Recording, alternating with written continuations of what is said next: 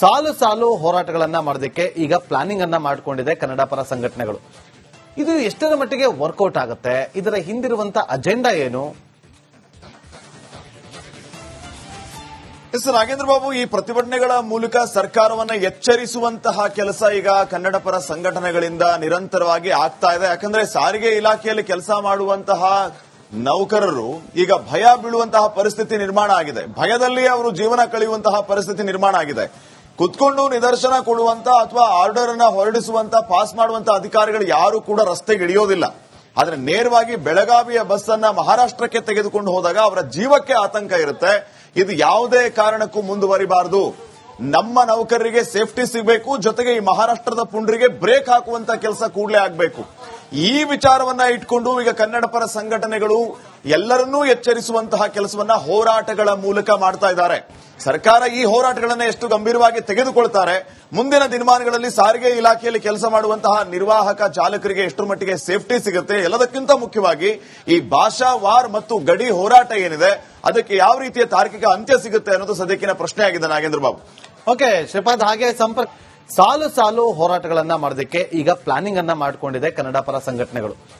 ಇದು ಎಷ್ಟರ ಮಟ್ಟಿಗೆ ವರ್ಕೌಟ್ ಆಗುತ್ತೆ, ಇದರ ಹಿಂದಿರುವಂತ ಅಜೆಂಡಾ ಏನು? ನಾಗೇಂದ್ರ ಬಾಬು, ಈ ಪ್ರತಿಭಟನೆಗಳ ಮೂಲಕ ಸರ್ಕಾರವನ್ನ ಎಚ್ಚರಿಸುವಂತಹ ಕೆಲಸ ಈಗ ಕನ್ನಡ ಪರ ಸಂಘಟನೆಗಳಿಂದ ನಿರಂತರವಾಗಿ ಆಗ್ತಾ ಇದೆ. ಯಾಕಂದ್ರೆ ಸಾರಿಗೆ ಇಲಾಖೆಯಲ್ಲಿ ಕೆಲಸ ಮಾಡುವಂತಹ ನೌಕರರು ಈಗ ಭಯ ಬೀಳುವಂತಹ ಪರಿಸ್ಥಿತಿ ನಿರ್ಮಾಣ ಆಗಿದೆ. ಭಯದಲ್ಲಿ ಅವರು ಜೀವನ ಕಳೆಯುವಂತಹ ಪರಿಸ್ಥಿತಿ ನಿರ್ಮಾಣ ಆಗಿದೆ. ಕುತ್ಕೊಂಡು ನಿದರ್ಶನ ಕೊಡುವಂತ ಅಥವಾ ಆರ್ಡರ್ ಅನ್ನ ಹೊರಡಿಸುವಂತ ಪಾಸ್ ಮಾಡುವಂತ ಅಧಿಕಾರಿಗಳು ಯಾರು ಕೂಡ ರಸ್ತೆಗೆ ಇಳಿಯೋದಿಲ್ಲ. ಆದ್ರೆ ನೇರವಾಗಿ ಬೆಳಗಾವಿಯ ಬಸ್ ಅನ್ನ ಮಹಾರಾಷ್ಟ್ರಕ್ಕೆ ತೆಗೆದುಕೊಂಡು ಹೋದಾಗ ಅವರ ಜೀವಕ್ಕೆ ಆತಂಕ ಇರುತ್ತೆ. ಇದು ಯಾವುದೇ ಕಾರಣಕ್ಕೂ ಮುಂದುವರಿಬಾರದು. ನಮ್ಮ ನೌಕರರಿಗೆ ಸೇಫ್ಟಿ ಸಿಗಬೇಕು, ಜೊತೆಗೆ ಈ ಮಹಾರಾಷ್ಟ್ರದ ಪುಂಡ್ರಿಗೆ ಬ್ರೇಕ್ ಹಾಕುವಂತ ಕೆಲಸ ಕೂಡಲೇ ಆಗಬೇಕು. ಈ ವಿಚಾರವನ್ನ ಇಟ್ಕೊಂಡು ಈಗ ಕನ್ನಡ ಪರ ಸಂಘಟನೆಗಳು ಎಲ್ಲರನ್ನೂ ಎಚ್ಚರಿಸುವಂತಹ ಕೆಲಸವನ್ನ ಹೋರಾಟಗಳ ಮೂಲಕ ಮಾಡ್ತಾ ಇದ್ದಾರೆ. ಸರ್ಕಾರ ಈ ಹೋರಾಟಗಳನ್ನ ಎಷ್ಟು ಗಂಭೀರವಾಗಿ ತೆಗೆದುಕೊಳ್ತಾರೆ, ಮುಂದಿನ ದಿನಮಾನಗಳಲ್ಲಿ ಸಾರಿಗೆ ಇಲಾಖೆಯಲ್ಲಿ ಕೆಲಸ ಮಾಡುವಂತಹ ನಿರ್ವಾಹಕ ಚಾಲಕರಿಗೆ ಎಷ್ಟರ ಮಟ್ಟಿಗೆ ಸೇಫ್ಟಿ ಸಿಗುತ್ತೆ, ಎಲ್ಲದಕ್ಕಿಂತ ಮುಖ್ಯವಾಗಿ ಈ ಭಾಷಾ ವಾರ್ ಮತ್ತು ಗಡಿ ಹೋರಾಟ ಏನಿದೆ ಅದಕ್ಕೆ ಯಾವ ರೀತಿಯ ತಾರ್ಕಿಕ ಅಂತ್ಯ ಸಿಗುತ್ತೆ ಅನ್ನೋದು ಸದ್ಯಕ್ಕಿನ ಪ್ರಶ್ನೆ ಆಗಿದೆ. ನಾಗೇಂದ್ರ ಬಾಬು. ಓಕೆ ಶ್ರೀಪಾದ್, ಹಾಗೆ ಸಾಲು ಸಾಲು ಹೋರಾಟಗಳನ್ನ ಮಾಡೋದಕ್ಕೆ ಈಗ ಪ್ಲಾನಿಂಗ್ ಅನ್ನ ಮಾಡಿಕೊಂಡಿದೆ ಕನ್ನಡ ಪರ ಸಂಘಟನೆಗಳು. ಇದು ಎಷ್ಟರ ಮಟ್ಟಿಗೆ ವರ್ಕೌಟ್ ಆಗುತ್ತೆ, ಇದರ ಹಿಂದಿರುವಂತ ಅಜೆಂಡಾ ಏನು? ನಾಗೇಂದ್ರ ಬಾಬು, ಈ ಪ್ರತಿಭಟನೆಗಳ ಮೂಲಕ ಸರ್ಕಾರವನ್ನ ಎಚ್ಚರಿಸುವಂತಹ ಕೆಲಸ ಈಗ ಕನ್ನಡ ಪರ ಸಂಘಟನೆಗಳಿಂದ ನಿರಂತರವಾಗಿ ಆಗ್ತಾ ಇದೆ. ಯಾಕಂದ್ರೆ ಸಾರಿಗೆ ಇಲಾಖೆಯಲ್ಲಿ ಕೆಲಸ ಮಾಡುವಂತಹ ನೌಕರರು ಈಗ ಭಯ ಬೀಳುವಂತಹ ಪರಿಸ್ಥಿತಿ ನಿರ್ಮಾಣ ಆಗಿದೆ. ಭಯದಲ್ಲಿ ಅವರು ಜೀವನ ಕಳೆಯುವಂತಹ ಪರಿಸ್ಥಿತಿ ನಿರ್ಮಾಣ ಆಗಿದೆ. ಕುತ್ಕೊಂಡು ನಿದರ್ಶನ ಕೊಡುವಂತ ಅಥವಾ ಆರ್ಡರ್ ಅನ್ನ ಹೊರಡಿಸುವಂತ ಪಾಸ್ ಮಾಡುವಂತ ಅಧಿಕಾರಿಗಳು ಯಾರು ಕೂಡ ರಸ್ತೆಗೆ ಇಳಿಯೋದಿಲ್ಲ. ಆದ್ರೆ ನೇರವಾಗಿ ಬೆಳಗಾವಿಯ ಬಸ್ ಅನ್ನ ಮಹಾರಾಷ್ಟ್ರಕ್ಕೆ ತೆಗೆದುಕೊಂಡು ಹೋದಾಗ ಅವರ ಜೀವಕ್ಕೆ ಆತಂಕ ಇರುತ್ತೆ. ಇದು ಯಾವುದೇ ಕಾರಣಕ್ಕೂ ಮುಂದುವರಿಬಾರದು. ನಮ್ಮ ನೌಕರರಿಗೆ ಸೇಫ್ಟಿ ಸಿಗಬೇಕು, ಜೊತೆಗೆ ಈ ಮಹಾರಾಷ್ಟ್ರದ ಪುಂಡ್ರಿಗೆ ಬ್ರೇಕ್ ಹಾಕುವಂತ ಕೆಲಸ ಕೂಡಲೇ ಆಗಬೇಕು. ಈ ವಿಚಾರವನ್ನ ಇಟ್ಕೊಂಡು ಈಗ ಕನ್ನಡ ಪರ ಸಂಘಟನೆಗಳು ಎಲ್ಲರನ್ನೂ ಎಚ್ಚರಿಸುವಂತಹ ಕೆಲಸವನ್ನ ಹೋರಾಟಗಳ ಮೂಲಕ ಮಾಡ್ತಾ ಇದ್ದಾರೆ. ಸರ್ಕಾರ ಈ ಹೋರಾಟಗಳನ್ನ ಎಷ್ಟು ಗಂಭೀರವಾಗಿ ತೆಗೆದುಕೊಳ್ತಾರೆ, ಮುಂದಿನ ದಿನಮಾನಗಳಲ್ಲಿ ಸಾರಿಗೆ ಇಲಾಖೆಯಲ್ಲಿ ಕೆಲಸ ಮಾಡುವಂತಹ ನಿರ್ವಾಹಕ ಚಾಲಕರಿಗೆ ಎಷ್ಟರ ಮಟ್ಟಿಗೆ ಸೇಫ್ಟಿ ಸಿಗುತ್ತೆ, ಎಲ್ಲದಕ್ಕಿಂತ ಮುಖ್ಯವಾಗಿ ಈ ಭಾಷಾ ವಾರ್ ಮತ್ತು ಗಡಿ ಹೋರಾಟ ಏನಿದೆ ಅದಕ್ಕೆ ಯಾವ ರೀತಿಯ ತಾರ್ಕಿಕ ಅಂತ್ಯ ಸಿಗುತ್ತೆ ಅನ್ನೋದು ಸದ್ಯಕ್ಕಿನ ಪ್ರಶ್ನೆ ಆಗಿದೆ. ನಾಗೇಂದ್ರ ಬಾಬು. ಓಕೆ ಶ್ರೀಪಾದ್, ಹಾಗೆ ಸಾಲು ಸಾಲು ಹೋರಾಟಗಳನ್ನ ಮಾಡೋದಕ್ಕೆ ಈಗ ಪ್ಲಾನಿಂಗ್ ಅನ್ನ ಮಾಡಿಕೊಂಡಿದೆ ಕನ್ನಡ ಪರ ಸಂಘಟನೆಗಳು. ಇದು ಎಷ್ಟರ ಮಟ್ಟಿಗೆ ವರ್ಕೌಟ್ ಆಗುತ್ತೆ, ಇದರ ಹಿಂದಿರುವಂತ ಅಜೆಂಡಾ ಏನು?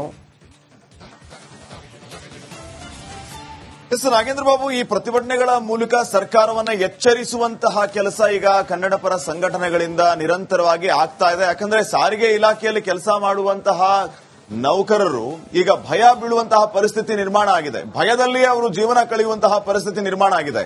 ಕುತ್ಕೊಂಡು ನಿದರ್ಶನ ಕೊಡುವಂತ ಅಥವಾ ಆರ್ಡರ್ ಅನ್ನ ಹೊರಡಿಸುವಂತ ಪಾಸ್ ಮಾಡುವಂತ ಅಧಿಕಾರಿಗಳು ಯಾರು ಕೂಡ ರಸ್ತೆಗೆ ಇಳಿಯೋದಿಲ್ಲ. ಆದ್ರೆ ನೇರವಾಗಿ ಬೆಳಗಾವಿಯ ಬಸ್ ಅನ್ನ ಮಹಾರಾಷ್ಟ್ರಕ್ಕೆ ತೆಗೆದುಕೊಂಡು ಹೋದಾಗ ಅವರ ಜೀವಕ್ಕೆ ಆತಂಕ ಇರುತ್ತೆ. ಇದು ಯಾವುದೇ ಕಾರಣಕ್ಕೂ ಮುಂದುವರಿಬಾರದು. ನಮ್ಮ ನೌಕರರಿಗೆ ಸೇಫ್ಟಿ ಸಿಗಬೇಕು, ಜೊತೆಗೆ ಈ ಮಹಾರಾಷ್ಟ್ರದ ಪುಂಡ್ರಿಗೆ ಬ್ರೇಕ್ ಹಾಕುವಂತ ಕೆಲಸ ಕೂಡಲೇ ಆಗಬೇಕು. ಈ ವಿಚಾರವನ್ನ ಇಟ್ಕೊಂಡು ಈಗ ಕನ್ನಡ ಪರ ಸಂಘಟನೆಗಳು ಎಲ್ಲರನ್ನೂ ಎಚ್ಚರಿಸುವಂತಹ ಕೆಲಸವನ್ನ ಹೋರಾಟಗಳ ಮೂಲಕ ಮಾಡ್ತಾ ಇದ್ದಾರೆ. ಸರ್ಕಾರ ಈ ಹೋರಾಟಗಳನ್ನ ಎಷ್ಟು ಗಂಭೀರವಾಗಿ ತೆಗೆದುಕೊಳ್ತಾರೆ, ಮುಂದಿನ ದಿನಮಾನಗಳಲ್ಲಿ ಸಾರಿಗೆ ಇಲಾಖೆಯಲ್ಲಿ ಕೆಲಸ ಮಾಡುವಂತಹ ನಿರ್ವಾಹಕ ಚಾಲಕರಿಗೆ ಎಷ್ಟರ ಮಟ್ಟಿಗೆ ಸೇಫ್ಟಿ ಸಿಗುತ್ತೆ, ಎಲ್ಲದಕ್ಕಿಂತ ಮುಖ್ಯವಾಗಿ ಈ ಭಾಷಾ ವಾರ್ ಮತ್ತು ಗಡಿ ಹೋರಾಟ ಏನಿದೆ ಅದಕ್ಕೆ ಯಾವ ರೀತಿಯ ತಾರ್ಕಿಕ ಅಂತ್ಯ ಸಿಗುತ್ತೆ ಅನ್ನೋದು ಸದ್ಯಕ್ಕಿನ ಪ್ರಶ್ನೆ ಆಗಿದೆ. ನಾಗೇಂದ್ರ ಬಾಬು. ಓಕೆ ಶ್ರೀಪಾದ್, ಹಾಗೆ ಸಾಲು ಸಾಲು ಹೋರಾಟಗಳನ್ನ ಮಾಡೋದಕ್ಕೆ ಈಗ ಪ್ಲಾನಿಂಗ್ ಅನ್ನ ಮಾಡಿಕೊಂಡಿದೆ ಕನ್ನಡ ಪರ ಸಂಘಟನೆಗಳು. ಇದು ಎಷ್ಟರ ಮಟ್ಟಿಗೆ ವರ್ಕೌಟ್ ಆಗುತ್ತೆ, ಇದರ ಹಿಂದಿರುವಂತ ಅಜೆಂಡಾ ಏನು? ಎಸ್ ನಾಗೇಂದ್ರ ಬಾಬು, ಈ ಪ್ರತಿಭಟನೆಗಳ ಮೂಲಕ ಸರ್ಕಾರವನ್ನ ಎಚ್ಚರಿಸುವಂತಹ ಕೆಲಸ ಈಗ ಕನ್ನಡ ಪರ ಸಂಘಟನೆಗಳಿಂದ ನಿರಂತರವಾಗಿ ಆಗ್ತಾ ಇದೆ. ಯಾಕಂದ್ರೆ ಸಾರಿಗೆ ಇಲಾಖೆಯಲ್ಲಿ ಕೆಲಸ ಮಾಡುವಂತಹ ನೌಕರರು ಈಗ ಭಯ ಬೀಳುವಂತಹ ಪರಿಸ್ಥಿತಿ ನಿರ್ಮಾಣ ಆಗಿದೆ. ಭಯದಲ್ಲಿ ಅವರು ಜೀವನ ಕಳೆಯುವಂತಹ ಪರಿಸ್ಥಿತಿ ನಿರ್ಮಾಣ ಆಗಿದೆ. ಕುತ್ಕೊಂಡು ನಿದರ್ಶನ ಕೊಡುವಂತ ಅಥವಾ ಆರ್ಡರ್ ಅನ್ನ ಹೊರಡಿಸುವಂತ ಪಾಸ್ ಮಾಡುವಂತ ಅಧಿಕಾರಿಗಳು ಯಾರು ಕೂಡ ರಸ್ತೆಗೆ ಇಳಿಯೋದಿಲ್ಲ. ಆದ್ರೆ ನೇರವಾಗಿ ಬೆಳಗಾವಿಯ ಬಸ್ ಅನ್ನ ಮಹಾರಾಷ್ಟ್ರಕ್ಕೆ ತೆಗೆದುಕೊಂಡು ಹೋದಾಗ ಅವರ ಜೀವಕ್ಕೆ ಆತಂಕ ಇರುತ್ತೆ. ಇದು ಯಾವುದೇ ಕಾರಣಕ್ಕೂ ಮುಂದುವರಿಬಾರದು. ನಮ್ಮ ನೌಕರರಿಗೆ ಸೇಫ್ಟಿ ಸಿಗಬೇಕು, ಜೊತೆಗೆ ಈ ಮಹಾರಾಷ್ಟ್ರದ ಪುಂಡ್ರಿಗೆ ಬ್ರೇಕ್ ಹಾಕುವಂತ ಕೆಲಸ ಕೂಡಲೇ ಆಗಬೇಕು. ಈ ವಿಚಾರವನ್ನ ಇಟ್ಕೊಂಡು ಈಗ ಕನ್ನಡ ಪರ ಸಂಘಟನೆಗಳು ಎಲ್ಲರನ್ನೂ ಎಚ್ಚರಿಸುವಂತಹ ಕೆಲಸವನ್ನ ಹೋರಾಟಗಳ ಮೂಲಕ ಮಾಡ್ತಾ ಇದ್ದಾರೆ. ಸರ್ಕಾರ ಈ ಹೋರಾಟಗಳನ್ನ ಎಷ್ಟು ಗಂಭೀರವಾಗಿ ತೆಗೆದುಕೊಳ್ತಾರೆ, ಮುಂದಿನ ದಿನಮಾನಗಳಲ್ಲಿ ಸಾರಿಗೆ ಇಲಾಖೆಯಲ್ಲಿ ಕೆಲಸ ಮಾಡುವಂತಹ ನಿರ್ವಾಹಕ ಚಾಲಕರಿಗೆ ಎಷ್ಟರ ಮಟ್ಟಿಗೆ ಸೇಫ್ಟಿ ಸಿಗುತ್ತೆ, ಎಲ್ಲದಕ್ಕಿಂತ ಮುಖ್ಯವಾಗಿ ಈ ಭಾಷಾ ವಾರ್ ಮತ್ತು ಗಡಿ ಹೋರಾಟ ಏನಿದೆ ಅದಕ್ಕೆ ಯಾವ ರೀತಿಯ ತಾರ್ಕಿಕ ಅಂತ್ಯ ಸಿಗುತ್ತೆ ಅನ್ನೋದು ಸದ್ಯಕ್ಕಿನ ಪ್ರಶ್ನೆ ಆಗಿದೆ. ನಾಗೇಂದ್ರ ಬಾಬು. ಓಕೆ ಶ್ರೀಪಾದ್, ಹಾಗೆ ಸಾಲು ಸಾಲು ಹೋರಾಟಗಳನ್ನ ಮಾಡೋದಕ್ಕೆ ಈಗ ಪ್ಲಾನಿಂಗ್ ಅನ್ನ ಮಾಡಿಕೊಂಡಿದೆ ಕನ್ನಡ ಪರ ಸಂಘಟನೆಗಳು. ಇದು ಎಷ್ಟರ ಮಟ್ಟಿಗೆ ವರ್ಕೌಟ್ ಆಗುತ್ತೆ, ಇದರ ಹಿಂದಿರುವಂತ ಅಜೆಂಡಾ ಏನು? ಎಸ್ ನಾಗೇಂದ್ರ ಬಾಬು, ಈ ಪ್ರತಿಭಟನೆಗಳ ಮೂಲಕ ಸರ್ಕಾರವನ್ನ ಎಚ್ಚರಿಸುವಂತಹ ಕೆಲಸ ಈಗ ಕನ್ನಡ ಪರ ಸಂಘಟನೆಗಳಿಂದ ನಿರಂತರವಾಗಿ ಆಗ್ತಾ ಇದೆ. ಯಾಕಂದ್ರೆ ಸಾರಿಗೆ ಇಲಾಖೆಯಲ್ಲಿ ಕೆಲಸ ಮಾಡುವಂತಹ ನೌಕರರು ಈಗ ಭಯ ಬೀಳುವಂತಹ ಪರಿಸ್ಥಿತಿ ನಿರ್ಮಾಣ ಆಗಿದೆ. ಭಯದಲ್ಲಿ ಅವರು ಜೀವನ ಕಳೆಯುವಂತಹ ಪರಿಸ್ಥಿತಿ ನಿರ್ಮಾಣ ಆಗಿದೆ.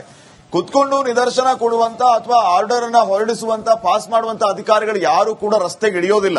ಆದ್ರೆ ನೇರವಾಗಿ ಬೆಳಗಾವಿಯ ಬಸ್ ಅನ್ನ ಮಹಾರಾಷ್ಟ್ರಕ್ಕೆ ತೆಗೆದುಕೊಂಡು ಹೋದಾಗ ಅವರ ಜೀವಕ್ಕೆ ಆತಂಕ ಇರುತ್ತೆ. ಇದು ಯಾವುದೇ ಕಾರಣಕ್ಕೂ ಮುಂದುವರಿಬಾರದು. ನಮ್ಮ ನೌಕರರಿಗೆ ಸೇಫ್ಟಿ ಸಿಗಬೇಕು, ಜೊತೆಗೆ ಈ ಮಹಾರಾಷ್ಟ್ರದ ಪುಂಡ್ರಿಗೆ ಬ್ರೇಕ್ ಹಾಕುವಂತ ಕೆಲಸ ಕೂಡಲೇ ಆಗಬೇಕು. ಈ ವಿಚಾರವನ್ನ ಇಟ್ಕೊಂಡು ಈಗ ಕನ್ನಡ ಪರ ಸಂಘಟನೆಗಳು ಎಲ್ಲರನ್ನೂ ಎಚ್ಚರಿಸುವಂತಹ ಕೆಲಸವನ್ನ ಹೋರಾಟಗಳ ಮೂಲಕ ಮಾಡ್ತಾ ಇದ್ದಾರೆ.